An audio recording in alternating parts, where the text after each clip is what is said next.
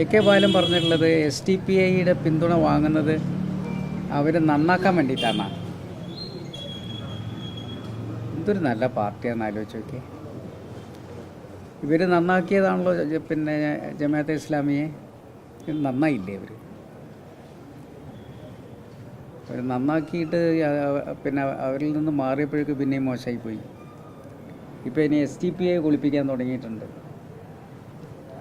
അങ്ങനെ ഓരോ ആളുകളെയും വെളുപ്പിക്കുക എന്നുള്ളൊരു ചുമതലയാണ് ഇപ്പോൾ മാർക്സിസ്റ്റ് പാർട്ടി ഏറ്റെടുത്തിരിക്കുന്നത്.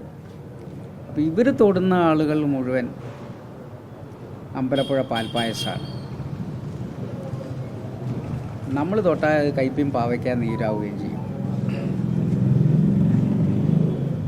അപ്പോൾ ഇനിയിപ്പോൾ ഞാൻ പറയുന്നത് അവരുടെ ചോദ്യത്തിനുള്ള മറുപടിയൊന്നും ഇനി പറയേണ്ടയില്ല. നമ്മുടെ ചോദ്യത്തിനുള്ള മറുപടി അവർ പറഞ്ഞാൽ മതി.